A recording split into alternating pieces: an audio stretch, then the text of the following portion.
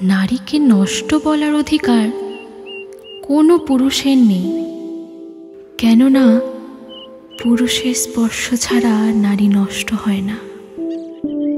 নিজে প্রেম করে বিয়ে করলে শুনতে হয় বাবা মার কথা না শুনেই বিয়ে করেছে চরিত্রহীন কুলাঙ্গার মেয়ে, আর বাবা মার দেখা বড়লোক ছেলেকে বিয়ে করলে শুনতে হয় মেয়েটা টাকার লোভে বিয়ে করেছে। আমাদের সমাজে কন্যা সন্তান চাই না, কিন্তু সুন্দর পুত্রবধূ চাই। মেয়ে মানে জন্মের পরে কালো না ফর্সা যাচাই করা হয়।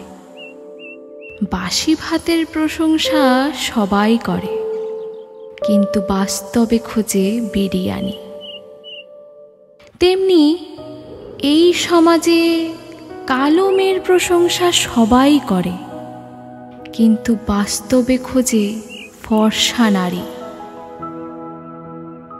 আসলে যে মেয়েটা আপনার বুকে ঘুমায় সেটা আপনার কন্যা, আর যে মেয়েটা আপনার পাশে ঘুমায় সেটা আপনার স্ত্রী।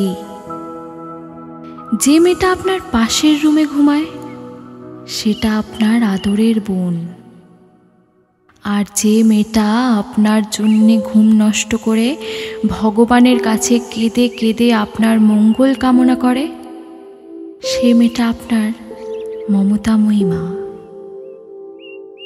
তাহলে রাস্তার পাশ দিয়ে হেঁটে যাওয়া মেয়েটা মাল হয় কি করে? ধর্ষণের শিকার হয় কি করে? আপনার পাশ দিয়ে হেঁটে যাওয়া মেয়েটাও তো কোনো পরিবারের আদরের মেয়ে, ভালোবাসার মানুষ, কোনো ভাইয়ের বোন। আসলে সবাইকে বলছি, কোনো মেয়েকে বাজে কথা বা বাজে মন্তব্য করবেন না। মেয়েদের কষ্ট বোঝা এত সহজ না। আসলে তাদের সেই বাড়িতেই জায়গা হয় না যেই বাড়িতে তারা জন্ম হয়।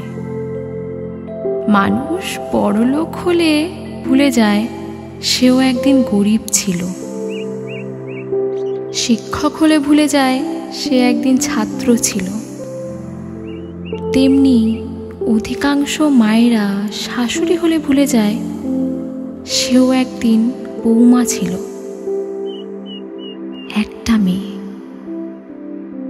যে বাপের বাড়িতে এত আদরে থাকতো যে সে কোনো রান্না করতে পারত না, কিন্তু শ্বশুর বাড়ি গিয়ে সে মেয়েটি সেরা রাঁধুনি হয়ে ওঠে। পরিবারের দিকে তাকিয়ে নিজের সব ইচ্ছা আশাগুলোকে বিসর্জন দেওয়াই হলো মেয়ে। আসলে কি জানেন, একটা মেয়ের মাঝে সব গুণ খুঁজতে নেই। আসলে তারা কোনো গাইড নয় যে একের মাঝে সব থাকবে। মেয়ে মানে যতদিন তোমার মুখ বন্ধ ততদিন সে সবার কাছে মিষ্টি, আর যেদিন মুখ খুলবে সেদিন সবার কাছে খারাপ হয়ে যাবে। মেয়ে মানে শ্বশুর বাড়ির সব নির্যাতন সহ্য করে বাসায় ফোন করে হাসি মুখে বলতে হয়, হ্যাঁ আমি ভালো আছি। হ্যাঁ, এটাই মেয়ে, আর এটাই নারী জাত।